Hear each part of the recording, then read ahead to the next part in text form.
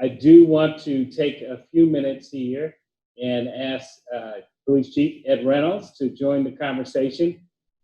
Chief, we're glad you're here today. I know there's been lots of conversations about the role of the UNT Police Department, and we'd love to get some insights from your point of view. Thank you. Sure. Thank you so much, Neil. For those of you that don't know me, I'm Ed Reynolds. I'm the Chief of Police. I've been with the university for a little over 27 years. I just want to give a couple of comments about our department.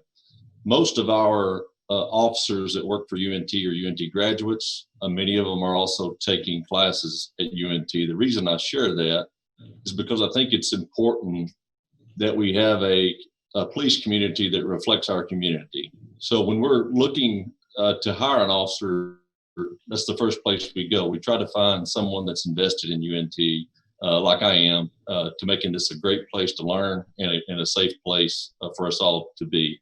I know there's several questions that have come up, and I want to start off by just quickly talking about the issue in Minneapolis and how this all unfolded, because I was asked to speak one time at a forum, and a video was pulled up of a clear case of police brutality.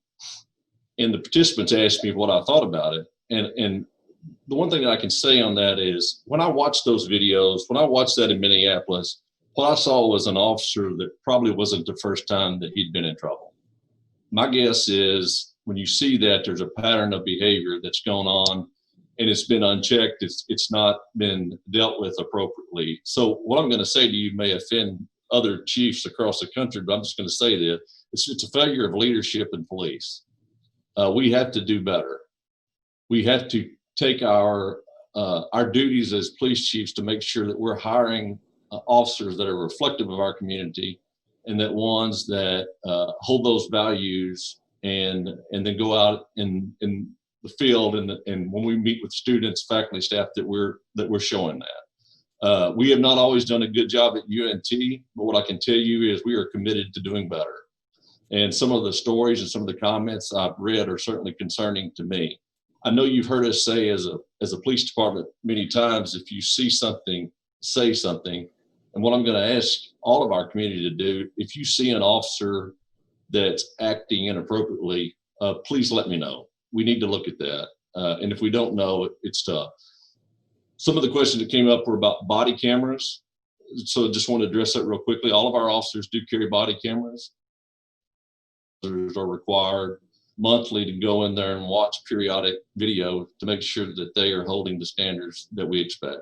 It's kind of a quality assurance process for that.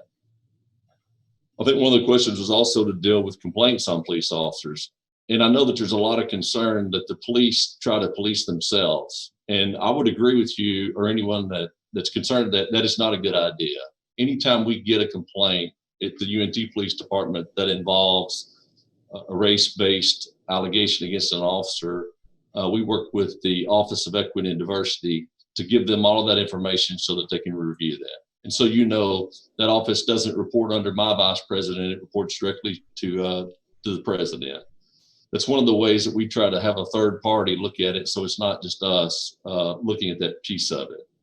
Our officers training piece of this, I know that's come up with some questions. Roughly our officers achieve 2 times the training that the state requires, but it's also in bias awareness training. We feel that that's important as part of our accreditation through the Commission on Accreditation for Law Enforcement. That's required to do that training at least every 2 years. We do meet that standard, and many times we do that every year. Many of our officers are trained in specifically mental health, because we know that that's a concern. It's also the time that we want to make sure that our officers are responding to someone that's in a crisis, that they can use those skills so that we can get that person maybe the help that they need. We don't have all of our officers trained as certified mental health peace officers, but we've got a large majority of them, and that's kind of the direction that we're going.